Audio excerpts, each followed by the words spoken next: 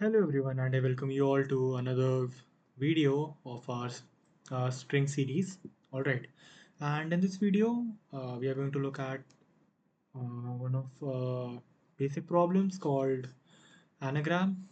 All right, and in this video is going to be very important because we are going to learn a very important trick, or you can say algorithm, which we use to solve most of the string questions. All right. So make sure you watch this video till the end. Okay. So, okay, let's start. First of all, let's read the description. So, description goes like given two strings A and B consisting of lowercase characters. All right. The task is to check whether two given strings are an anagram of each other or not. So, an anagram of a string is another string that contains the same characters. Okay. So, let me tell you what are anagrams in a more simpler language. Suppose I have a string A, B, C, D. All right. Now, if I like have to define the anagrams of this, so I'll just basically say permutations of this string B, A, C, D.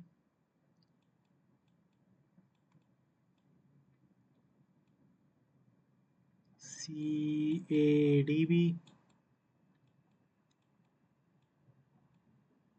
A, C, B, D,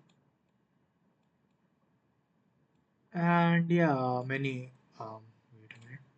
Okay, yeah, and many more like this. Okay. So suppose I have one string s1 and one more string s2. It is like some string like this. So how can I say s2 would be anagram of s1? Simply I can say that frequency of characters present in string 1 and frequency of characters present in string 2 should be equal. Suppose a frequency in this string 1 is 1, so frequency of a should be 1. Frequency of b is 1, so here also the frequency should be 1. Okay, that's cool.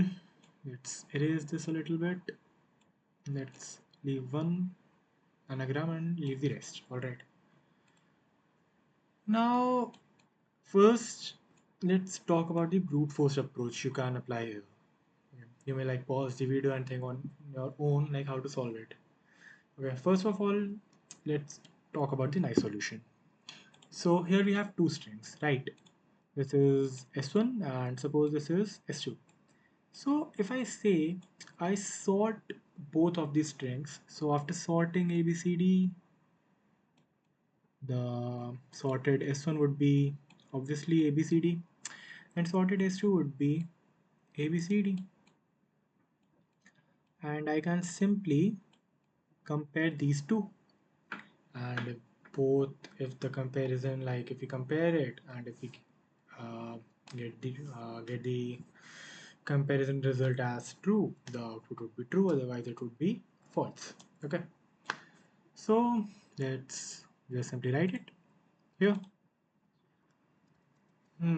So I'm going to use the inbuilt sort function provided by C++. So if you don't know how to use it, let me tell you. So basic syntax goes like you just write sort, okay, and then you write what you have to sort and from where to where. So I have to sort a string A from its beginning to end. So I'll just return A dot begin, A dot end.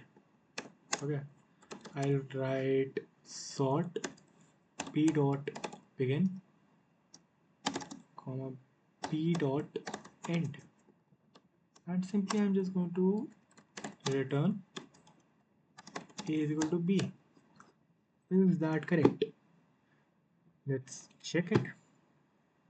Let's compile and run. Let's see if it works. Okay. Okay, what are we doing wrong here?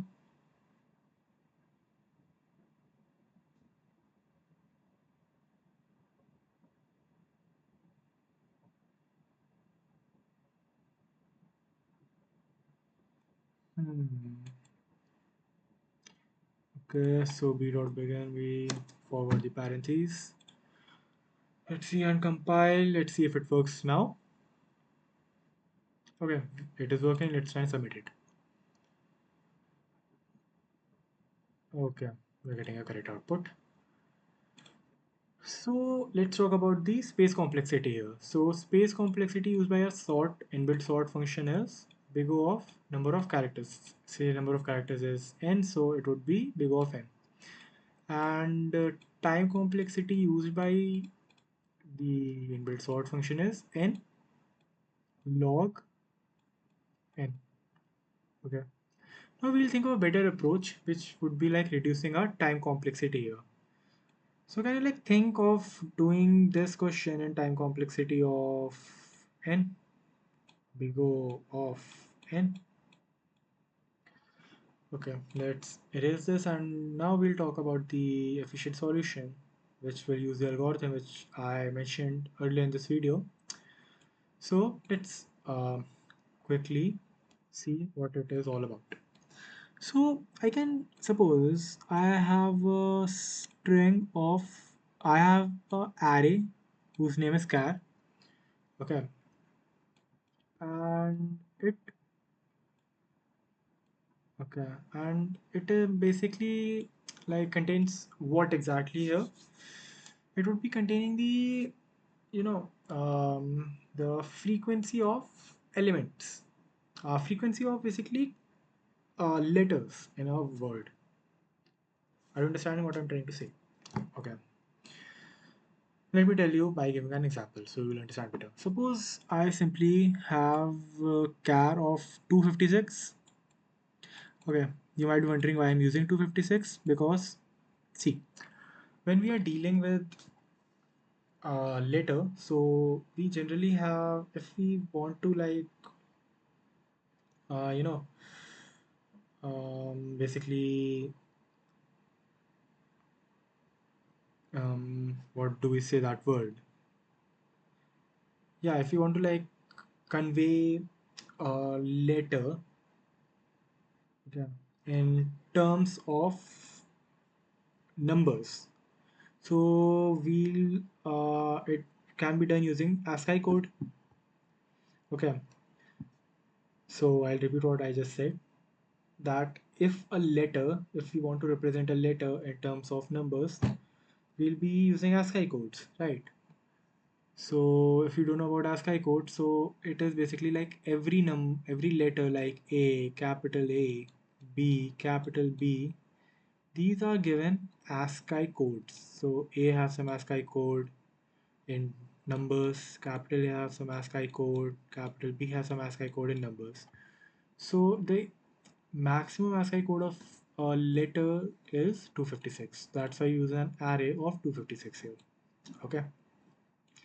So yeah, we have a character array of 256 and all the entries are 0 currently.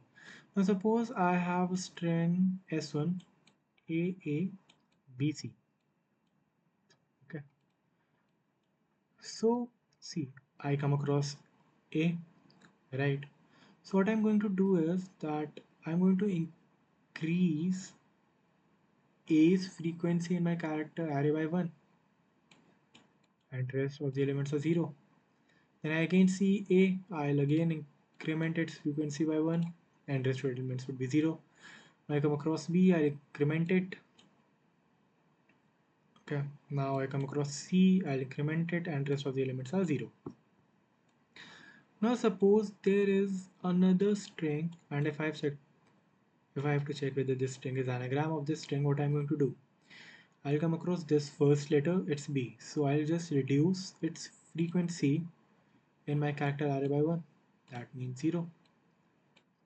I come across A, I'll decrement its frequency by 1. I come across C, so decrement. I came across this one, I simply decrement. Alright, and after doing this stuff, in the end, what we are just going to do is we're going to check if all the entries in our character are 0. If they are not, then both the strings are not anagram of each other, and if it is 0, that means both are anagram of each other and we'll return true. Alright, So let's try and code this thing so you'll understand better. Let's remove this stuff. Previous code. Now we'll have const int char 256. Right. We'll have a check if a dot length not equal to b dot length. Simply return false. Obviously. Now we'll have a array called count.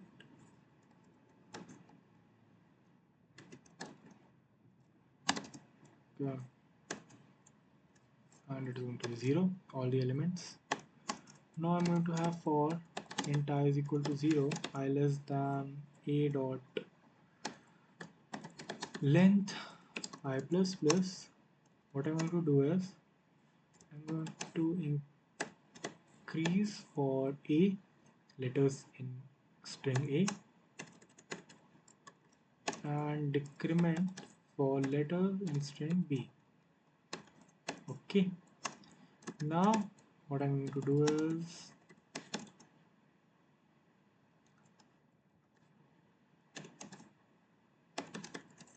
we are going to check if all the elements are 0 or not.